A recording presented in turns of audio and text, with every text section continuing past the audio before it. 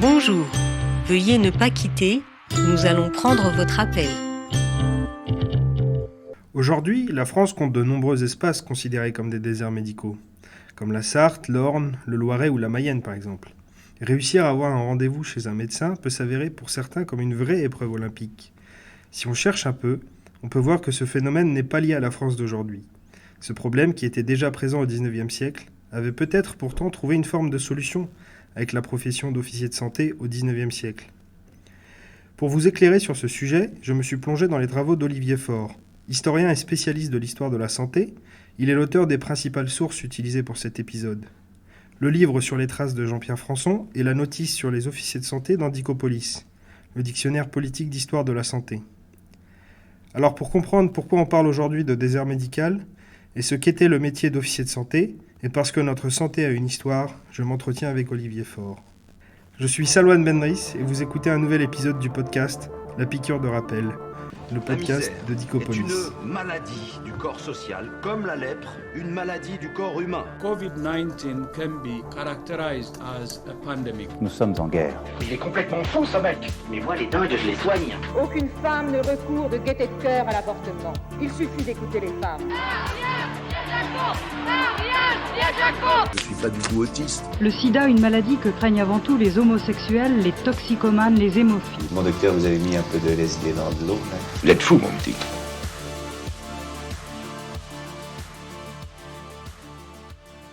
La première étape dans mes recherches s'est portée sur le terme d'officier de santé. Pourquoi parlait-on ainsi de ces médecins ? Était-ce un grade spécial, un métier lié à l'armée ? C'est la première question que j'ai posée à Olivier Faure. Non, aucun lien avec l'armée. Ce qu'il faut savoir, c'est que pendant la Révolution, on avait aboli tous les titres, et en particulier celui de docteur. Et donc, tous ceux qui soignaient avaient été baptisés du nom d'officier de santé, mais il fallait prendre le terme d'officier au sens de l'Ancien Régime, c'est-à-dire ceux qui étaient chargés d'un office ou d'une fonction. Et c'est du reste un beau terme que celui d'officier de santé, puisque ce sont ceux qui ne sont pas seulement chargés de soigner les maladies, mais aussi de gérer la santé.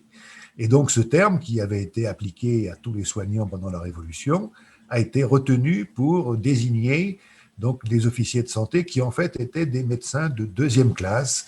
La loi de Ventose en 11, qui avait réorganisé les professions médicales, avait donc partagé le monopole des médecins entre les docteurs en médecine, qui pouvaient s'installer partout, faire toutes les opérations, et les officiers de santé, qui étaient soumis à une certaine limitation, au moins théorique, de leur exercice. Non, on n'en trouve plus, parce que donc ces officiers de santé ont été créés par la loi de Ventose en 11, donc mars 1803, et l'officiat de santé a été aboli en 1892, donc à partir de cette date-là, on n'a plus recruté d'officiers de santé, et les derniers ont exercé dans l'entre-deux-guerres, il en restait encore vraisemblablement une poignée, une toute petite poignée. Et leur apogée, ça a vraiment été le début du 19e siècle, la première moitié du 19e siècle, puisque à partir de 1854, l'accès à la profession est devenu beaucoup plus difficile, si bien qu'il était plus facile, enfin pas plus facile, mais plus avantageux de viser directement le doctorat plutôt que l'officiat de santé. Non, alors avant la Révolution française, il existe aussi deux catégories de soignants, mais la distinction, elle ne se fait pas en fonction du niveau, mais elle se fait en fonction de selon que l'on est chirurgien qui traite les maladies externes ou médecin que l'on soigne les maladies internes. Et donc, comme il y a eu pendant la Révolution une fusion entre la médecine et la chirurgie, on a effectivement décidé, pour remplacer les anciens chirurgiens de campagne, de mettre sur le marché, si j'ose dire, des praticiens qui soient à la fois capables de soigner les maladies externes et les maladies internes, et ce furent donc les officiers de santé. Donc ils sont en quelque sorte les successeurs des chirurgiens de campagne, mais c'est la première fois que des professions sont organisées par l'État, puisque sous l'Ancien Régime, les professions étaient organisées par les professions elles-mêmes.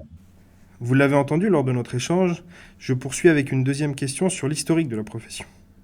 Après avoir eu les premières informations sur l'officier de santé, je me suis concentré sur le personnage de Jean-Pierre Françon. Une sorte d'aventurier de la médecine, d'abord épicier, il devient dentiste, puis officier de santé, et pratique dans la région du Tarare, à côté de Lyon. C'est surtout comment Françon est un officier classique parmi tant d'autres, mais avec une carrière bien particulière qui m'a interpellé. Je me suis alors posé les questions suivantes. Comment on devient officier de santé? Où pratiquaient-ils leur médecine? Quelles maladies soignaient-ils? Et enfin, comment ils étaient réellement dans leur quotidien? Leurs habitudes, leurs costumes. Bref, j'attendais d'Olivier Faure une sorte de portrait type de l'officier de santé, à travers ce Jean-Pierre Françon, pour mieux me représenter ce métier aujourd'hui disparu. Alors, Jean-Pierre Françon, donc, qui est un officier de santé qui a exercé dans les monts du Lyonnais, à une quarantaine de kilomètres de Lyon, n'est pas un exemple totalement unique, mais il est quand même relativement rare de gens qui ont réussi, tout en passant quand même leur diplôme, à éviter donc les filières de formation qui étaient normalement prescrites. Alors, j'ai rencontré quelques exemples comme ceux de Françon.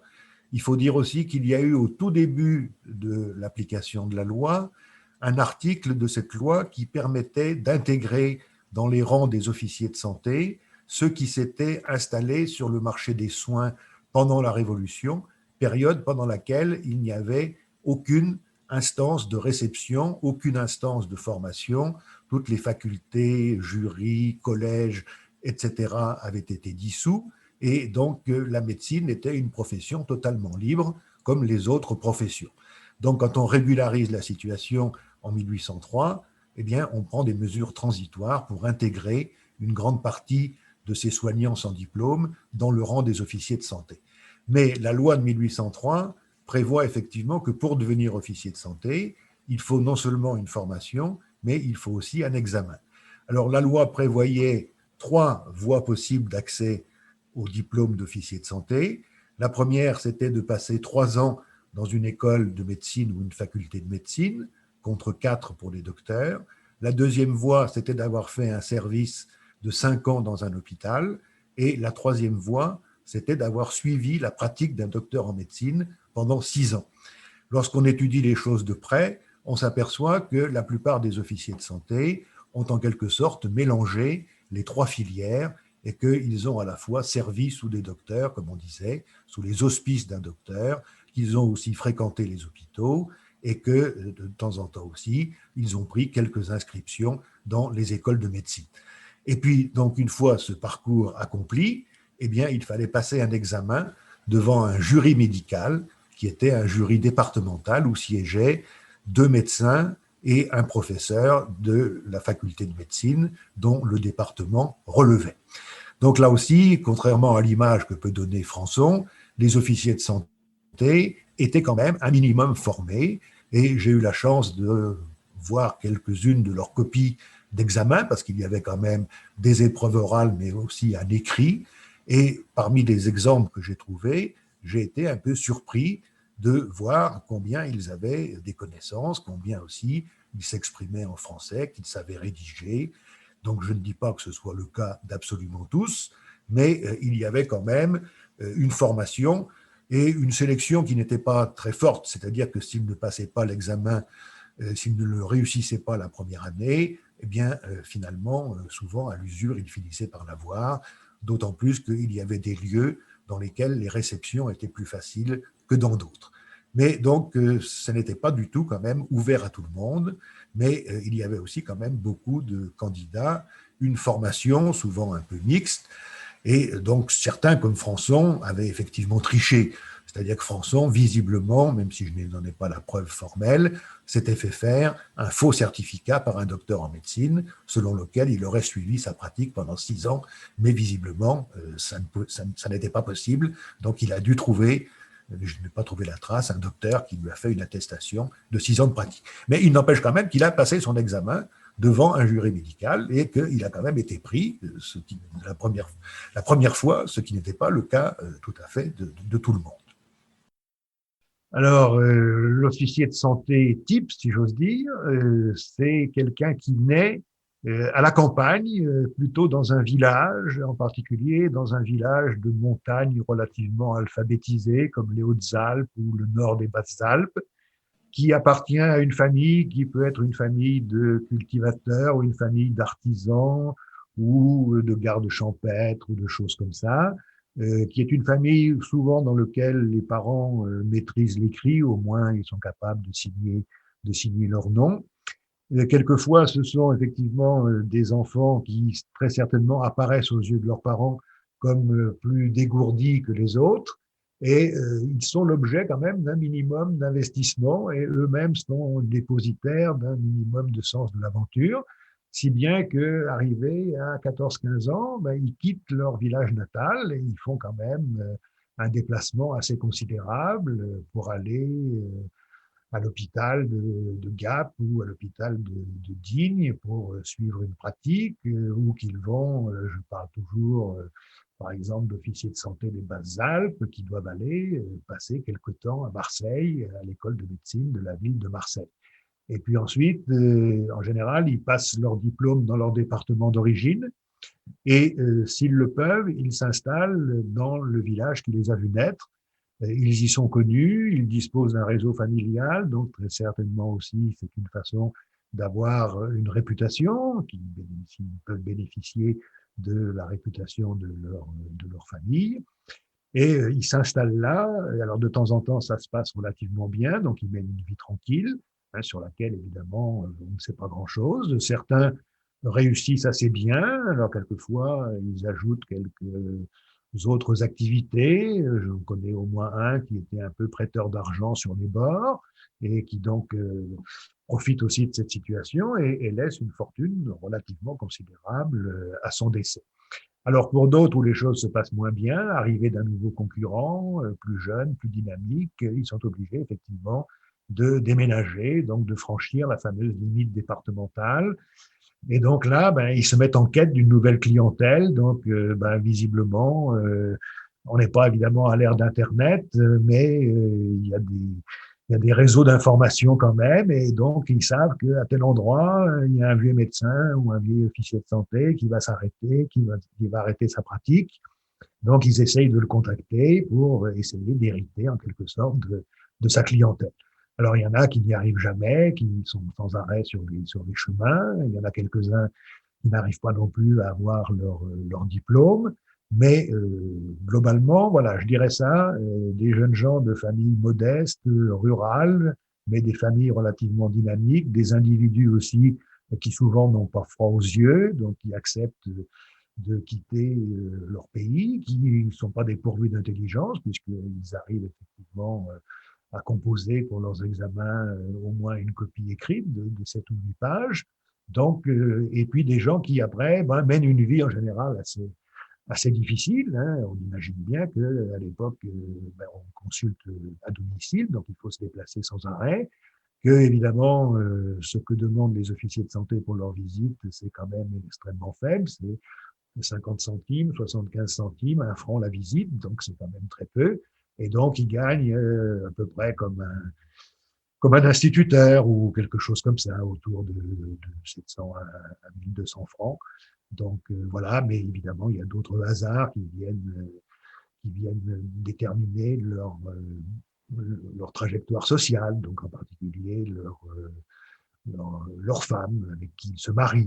Donc pour revenir à Françon, ils se marient avec la fille d'une espèce de clan familial qui, visiblement, lui assure des soutiens et lui assure une clientèle, au moins dans le premier village dans lequel il s'installe.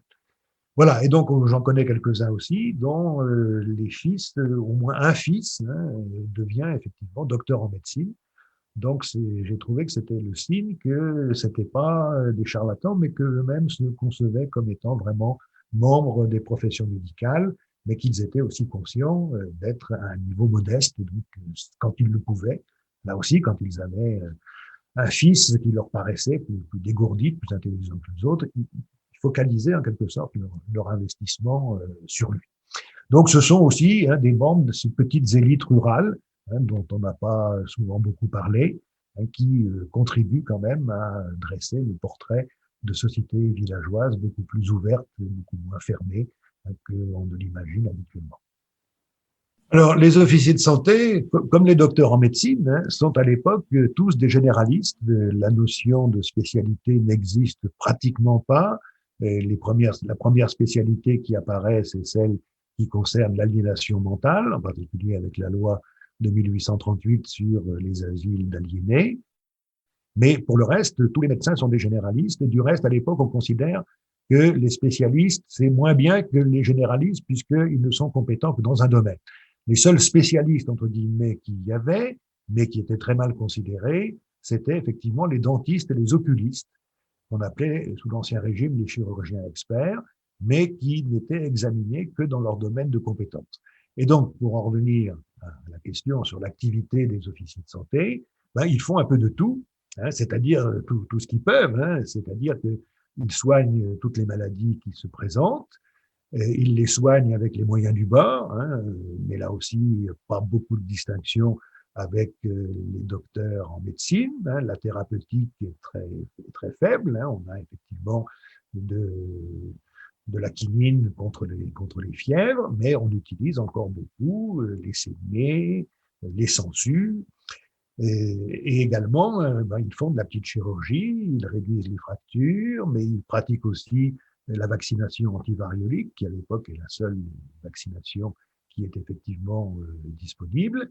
Donc, ils font effectivement un peu de tout, les accouchements aussi, bien sûr, sauf s'il y a des sages-femmes. Il faut là aussi signaler que dans cette volonté d'organiser une sorte de géographie médicale, beaucoup de choses ont été faites par les départements pour recruter des sages-femmes, y compris avec des sortes de contrats où, moyennant une formation gratuite, les sages-femmes s'engageaient ensuite à s'installer dans un lieu déterminé où il n'y avait pas d'autres soignants.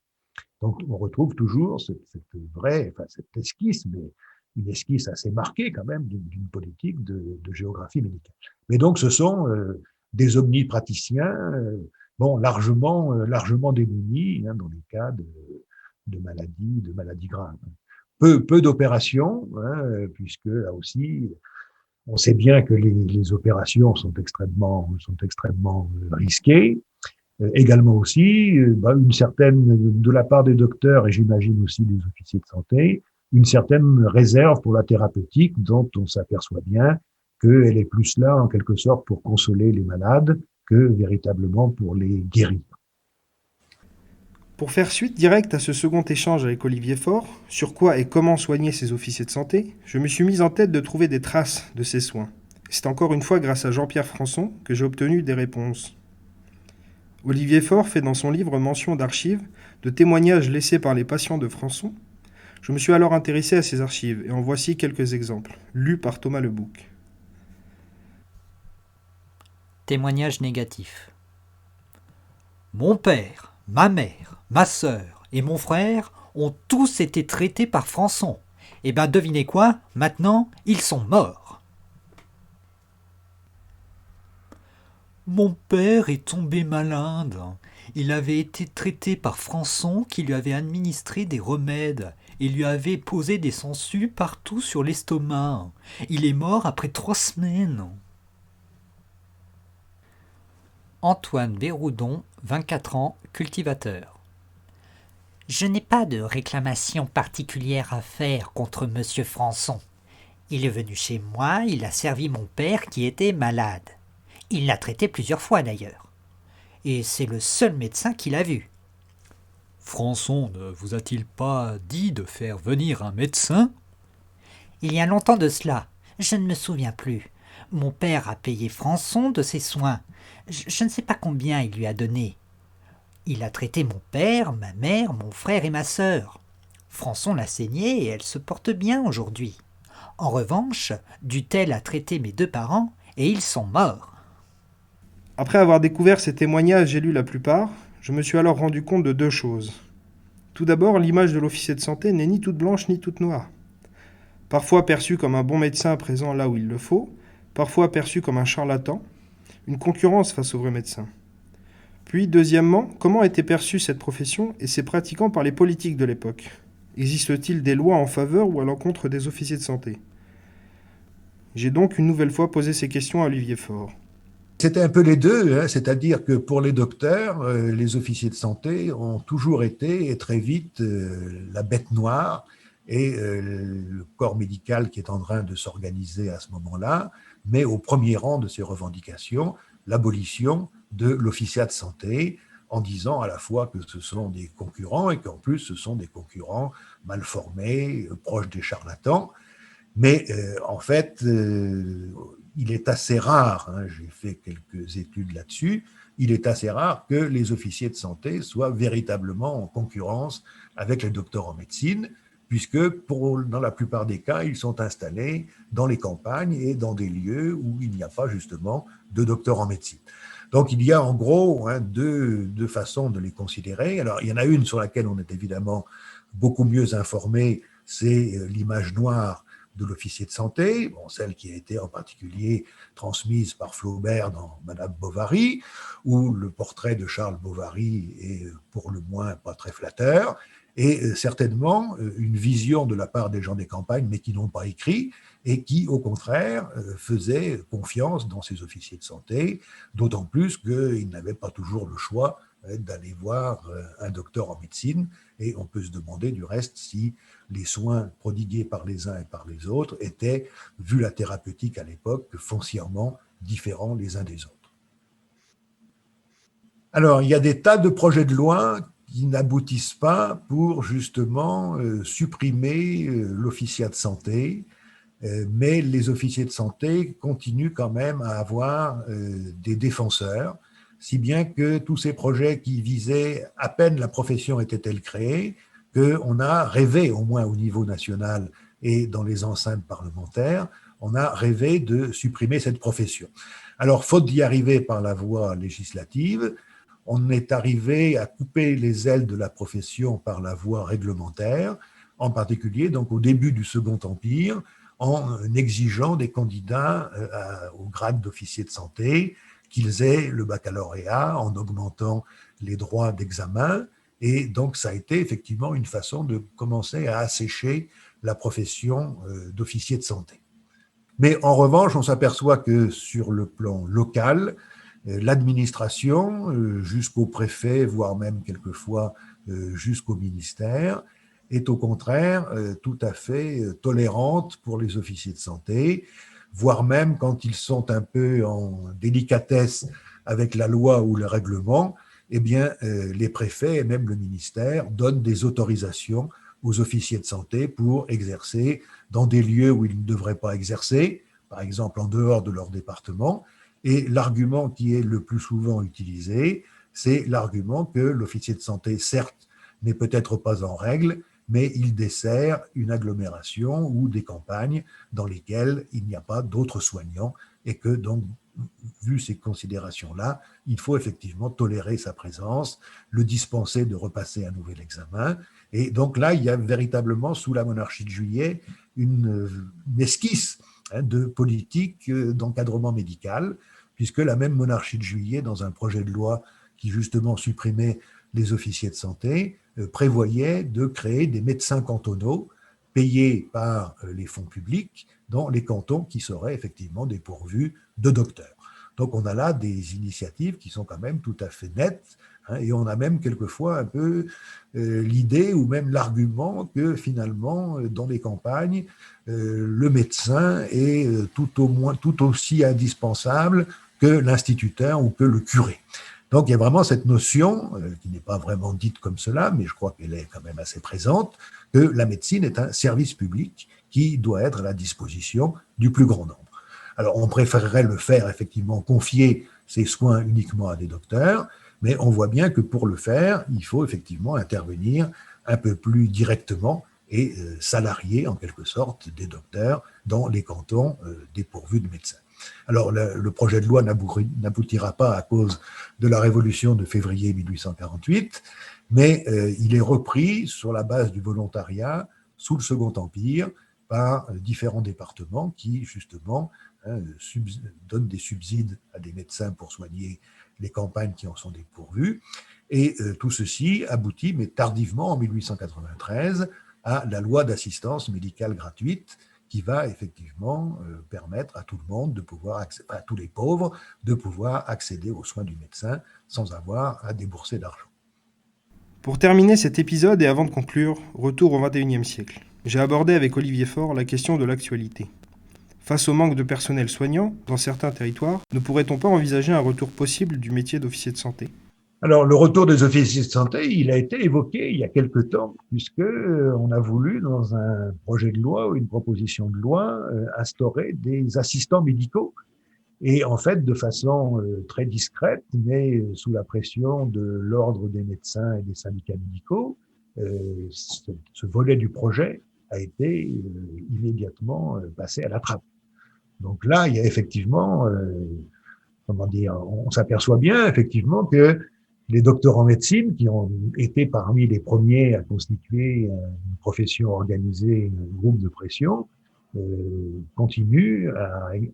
exercent effectivement un pouvoir très grand, et que effectivement, c'est en fonction de leurs intérêts de maintenir une profession libérale, mais effectivement, ça passe sous silence et ça évacue effectivement cette dimension de la médecine comme service public. Donc là, on est effectivement depuis longtemps dans un système un peu paradoxal de médecine libérale, même si elle est financée par des fonds publics, mais qui donc a pour but de préserver essentiellement la liberté des médecins, liberté d'installation, de prescrire, etc. Et donc, il se trouve qu'actuellement, c'est au détriment effectivement de l'encadrement médical. Donc là, je pense qu'il y a effectivement des choses à méditer et que, assez paradoxalement, la monarchie de Juillet, je n'aime pas évidemment parler de leçons, mais peut nous donner quand même quelques leçons ou un petit peu matière à réfléchir. Cet épisode est donc maintenant terminé. Je remercie encore une fois Olivier Faure pour nous avoir éclairé sur ce sujet. Je remercie également l'équipe à l'origine de ce podcast, Simon Peverelli, Thomas Lebouc et Hervé Guillemin. Un grand merci aussi à vous pour nous avoir suivis. N'hésitez pas, si vous voulez en savoir plus sur ce sujet, à vous rendre sur le site de Dicopolis pour consulter la notice dédiée aux officiers de santé, mais aussi pour découvrir les autres épisodes du podcast La Piqûre de Rappel. Retrouvez-nous sur les réseaux sociaux Facebook, Twitter et Instagram pour ne rien manquer de l'actualité du dictionnaire ou du podcast. À bientôt.